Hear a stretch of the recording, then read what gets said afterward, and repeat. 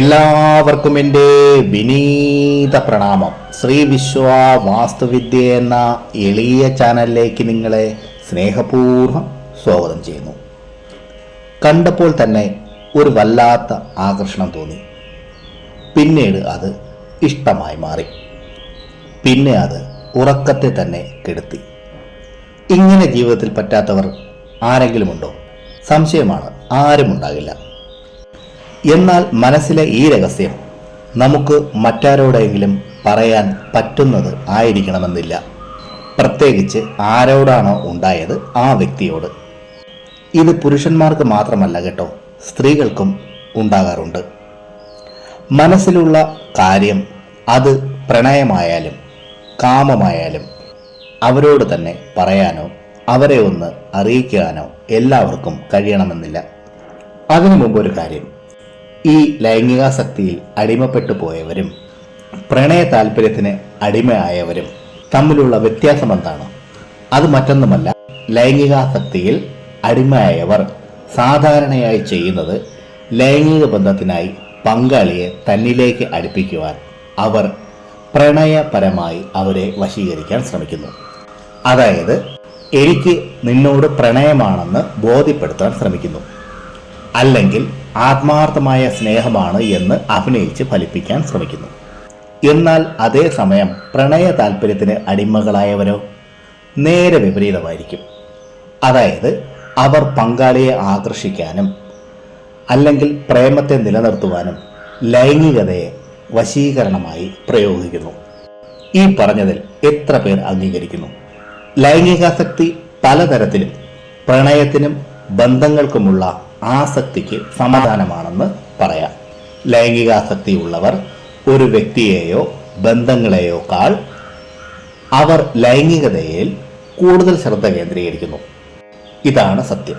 മനസ്സിലുണ്ടാകുന്ന ഈ പ്രണയത്തെ അവരെ അറിയിക്കുവാൻ എല്ലാവർക്കും കഴിയണമെന്നില്ല. ഇതിന് കാരണം പലതായിരിക്കും.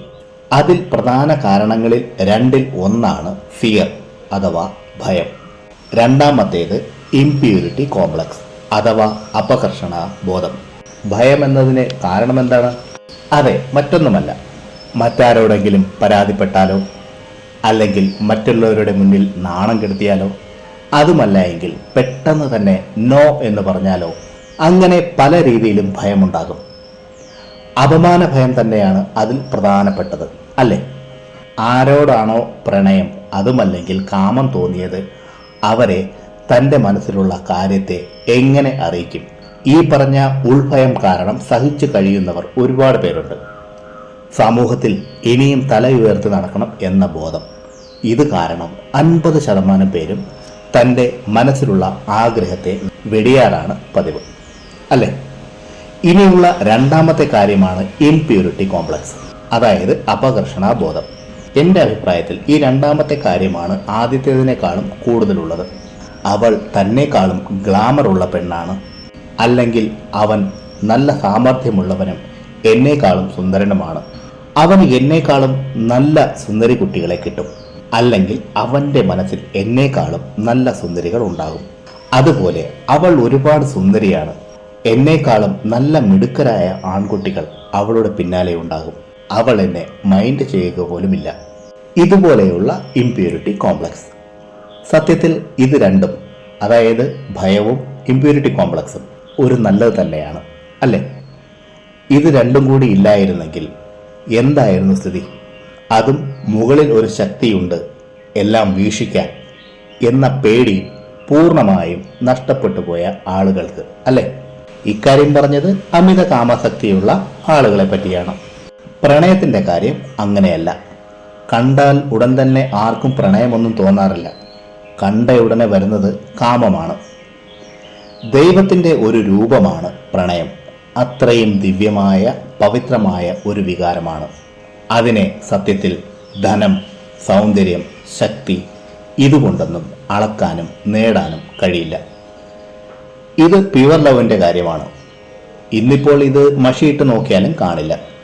എന്നാൽ ഇതിൽ യോഗ്യത എന്ന ഒരു ഘടകമുണ്ട്. ഇത് വളരെ പ്രധാനപ്പെട്ട ഒരു കാര്യമാണ്. നേരത്തെ പറഞ്ഞ ഭയം എന്നതിന് ഇതും ഒരു കാരണമാണ്.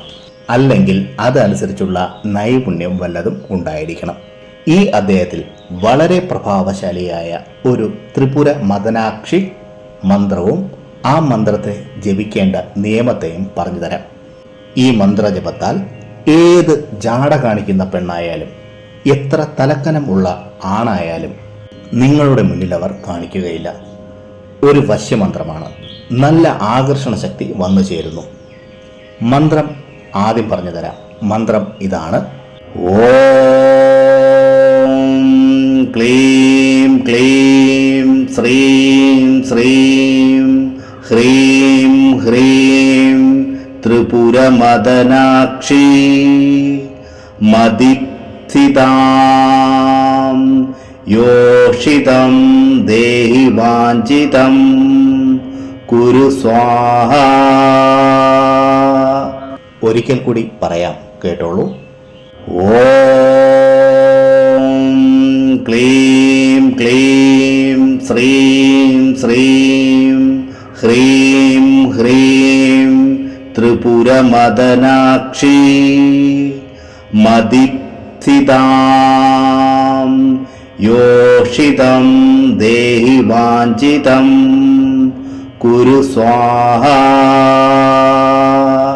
വളരെ പ്രഭാവശാലിയായ ഒരു മന്ത്രമാണിത്. ഈ മന്ത്രത്തെ വെള്ളിയാഴ്ച ദിവസം രാത്രി മുതൽ വടക്ക് ദിശയിലേക്ക് നോക്കിയിരുന്ന് ജപിക്കുക. നീലയോ വെളുത്തതോ ആയ വസ്ത്രം ധരിക്കണം. ചുവന്ന തുണി വിരിച്ച് ഇരിക്കണം. ഒരു നെയ്വിളക്ക് കത്തിച്ച് വയ്ക്കുക. ദീപത്തിലേക്ക് ശ്രദ്ധ കേന്ദ്രീകരിച്ച് വേണം മന്ത്രം ജപിക്കുവാൻ. പ്രാണപ്രതിഷ്ഠ ചെയ്ത സ്ഫടികമാല ഉപയോഗിച്ച് 5 മാല ജപിക്കുക. അതായത് 5 × 108 540 തവണ. ജപമാല പിടിച്ച് ജപിക്കേണ്ടത് എങ്ങനെ, ജപമാല പ്രാണപ്രതിഷ്ഠ ചെയ്യേണ്ടതിൻ്റെ ആവശ്യകത എന്നതിനെ പറ്റിയെല്ലാം മുമ്പ് പറഞ്ഞിരുന്നു. രുദ്രാക്ഷം ജപമാല എന്ന പ്ലേലിസ്റ്റ് കയറി നോക്കുക. 21 ദിവസമാണ് സാധന കാലം.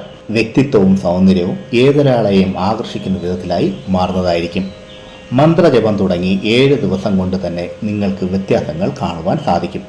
വിശ്വാസപൂർവ്വം ഭക്തിയോടെ ജപിക്കുക. ജീവിതത്തിൽ നല്ല മാറ്റങ്ങൾ വരുന്നതായിരിക്കും. പ്രിയരെ, ഈ അധ്യായത്തിൽ പറഞ്ഞ കാര്യങ്ങൾ നിങ്ങൾക്ക് പ്രയോജനപ്പെട്ടു എന്ന് ഞാൻ വിശ്വസിക്കുന്നു. ഇഷ്ടമായെങ്കിൽ ലൈക്ക് ചെയ്ത് എന്നെ അറിയിക്കുക.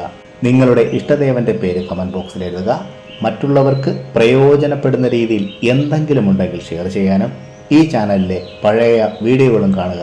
പിന്നെ ഞാൻ എപ്പോഴും പറയുന്നത് പോലെ സത്യസന്ധമായ യഥാർത്ഥ വാസ്തുവിദ്യ രഹസ്യങ്ങളും സനാതനധർമ്മത്തിലെ സാധന, ഉപാസന, മന്ത്രരഹസ്യങ്ങളും ഹസ്തരേഖ വിജ്ഞാനവും സാമുദ്രിക ശാസ്ത്ര രഹസ്യങ്ങളും അറിയാനായി നിങ്ങൾ ഈ ചാനൽ സബ്സ്ക്രൈബ് ചെയ്യുക. നിങ്ങൾക്കെല്ലാവർക്കും സർവേശ്വരൻ്റെ അനുഗ്രഹം ലഭിക്കാനായി ആത്മാർത്ഥമായി പ്രാർത്ഥിച്ചുകൊണ്ട് നിർത്തുന്നു.